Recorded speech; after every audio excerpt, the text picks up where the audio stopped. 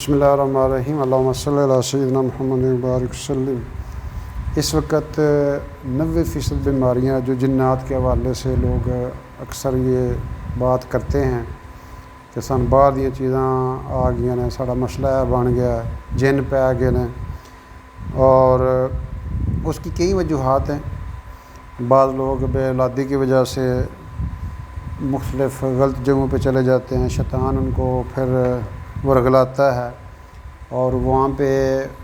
ان کے لیے مختلف مسائل کھڑے ہو جاتے ہیں، اور پھر وہ ایسی جگہوں پہ چلے جاتے ہیں جہاں پہ مال و دولت کا بھی جنازہ نکلتا ہے اور ان کی عزتوں کا بھی جنازہ نکل جاتا ہے۔ تو اس حوالے سے ہمارے قرآن نے، ہمارے دین نے، ہمارے نبی علیہ الصلوۃ والسلام نے ہمیں ہر حال میں گائیڈ کیا ہے اور رہنمائی فرمائی ہے۔ اگر ہم ان اعمال کو اپنے گھروں میں کریں گے، ہمیں اللہ تعالیٰ نے کسی کا محتاج نہیں بنایا۔ اگر ہم ان اعمال کو کرنا شروع کر دیں تو اللہ رب العزت ہمارے ان مسائل کو، پریشانیوں کو اور ان کی ساری جو پرابلمز ہیں دور کر دیں گے۔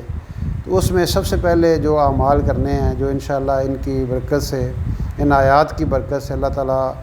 وہ سارے مسئلے ختم کر دیتا ہے، جنات کی وجہ سے یا باہر والی چیزوں کی وجہ سے یا اور دیگر اس قسم کی جو لوگ اکثر شکایت کرتے رہتے ہیں، پریشان ہیں ان کی وجہ سے۔ تو سورہ کہف کی پہلی 10 آیتیں ان کو صبح فجر کی نماز کے بعد اور مغرب کی نماز کے بعد پڑھنا ہے، اور پھر سورہ بقرہ کی آخری 2 آیات جو ہیں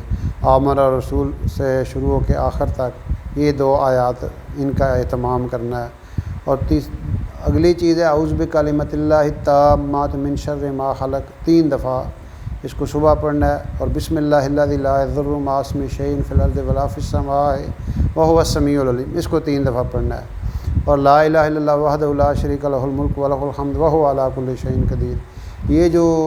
کلمہ ہے اس کو 100 دفعہ پڑھنا ہے۔ اگر ہم اس کو 100 دفعہ پڑھیں گے تو انشاءاللہ اس کی برکت سے اللہ رب العزت ہمارے یہ جتنے مسائل ہیں